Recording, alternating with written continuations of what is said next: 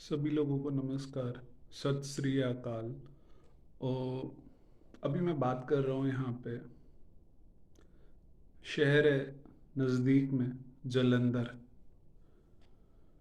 तो मैं जलंधर के बारे में पढ़ रहा हूँ तो मैंने देखा जी, जलंधर की क्या है कि जो यहाँ की प्रथाएं हैं, रीति रिवाज हैं, वो इतना समय पुराना हो गया कि यहाँ पे एक समुंदर है कहानियों का कि क्या हुआ है क्या नहीं हुआ। और हर कहानी के अलग अलग वर्जन्स हैं। तो मैं एक वर्जन बता रहा हूँ अभी मैंने क्या पढ़ा। तो यहाँ पे पास में ही शहर है जलंधर। तो जलंधर का नाम पड़ा है जलंधर के ऊपर, और जलंधर राक्षस के ऊपर। और जलंधर कैसा राक्षस है कि एक बार शिव जी की लड़ाई हो रही है किसी और भगवान से। तो जब शिव जी को गुस्सा आया, उन्होंने अपनी तीसरी आंख खोली। तो यहाँ से जब एनर्जी दूसरे के लिए निकली, तो बीच में कुछ बात हो गई तो उसको माफ़ कर दिया। अब माफ़ कर दिया पर एनर्जी तो जनरेट हो गई, अब उसका क्या करें।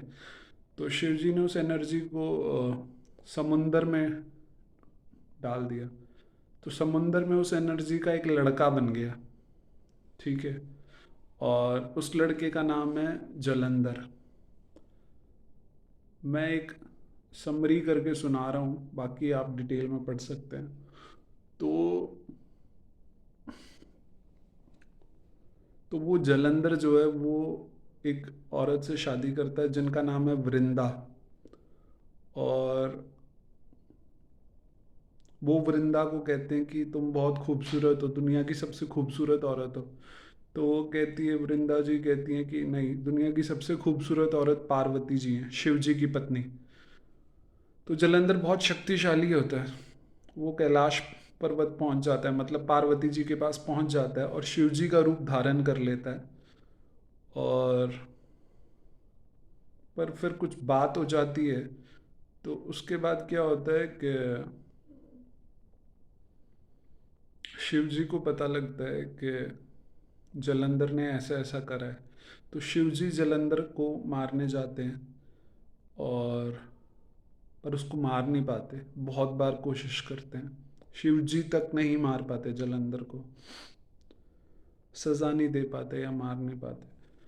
तो उसके बाद क्या है कि शिव जी को पता लगता है कि इसकी शक्ति का राज क्या है। वैसे भी बहुत शक्तिशाली है, पर जो इसकी बीबी है वृंदा, और वो पतिव्रता स्त्री है। पतिव्रता मतलब she is loyal to her husband, जो जलंधर है।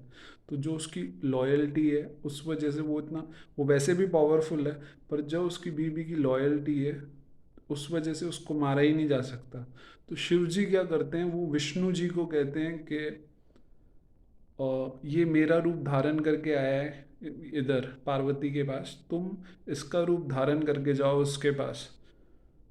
तो विष्णु जलंधर का रूप धारण करके वृंदा के पास चले जाते हैं। ठीक है। तो वो जो पतिव्रता होती है वो उसका धर्म खत्म हो जाता है, भंग हो जाता है। तो जैसे ही वो पतिव्रता धर्म भंग हो जाता है, तो जलंधर की वो शक्ति, और फिर जलंधर को मेरे ख्याल से आगे आप पढ़ लेना, पर मैं बताना चाहता था कि क्या हुआ। और फिर कहते हैं वही विष्णु राम बन कर आए, क्योंकि उन्होंने ये कर्म किया। तो अ, वृंदा ने कहा कि तुम्हें भी ऐसा ही, तुम्हारे साथ भी होगा। तो फिर वो राम बन के आए और फिर सीता को रावण ले गए। और फिर जो आपको पता है अग्नि परीक्षा हुई, ये सब हुआ। तो मैं यही कहना चाहता हूँ कि अब ये सब कहानियाँ पढ़ो, और तो फिर और इनके इतने वर्जन्स होते हैं इन कहानियों के कि अपनी इंस्टिंक्ट से इंसान चले, वो बहुत अच्छा है। बस ये कहानी मुझे ऐसी लगी कि मतलब कि क्योंकि उसकी पत्नी पतिव्रता है, और उसलिए वो उससे जीत नहीं पा रहे। तो विष्णु जी ने जाके जलंधर का रूप धारण करके उसका पतिव्रता का व्रत खत्म कर दिया। तो सही गलत तो वैसे भी मेरे को नहीं पता क्या है। और जब कहानियाँ पढ़ते नहीं पता, खाली मैं अपनी इंस्टिंक्ट से चलता हूँ। ये है।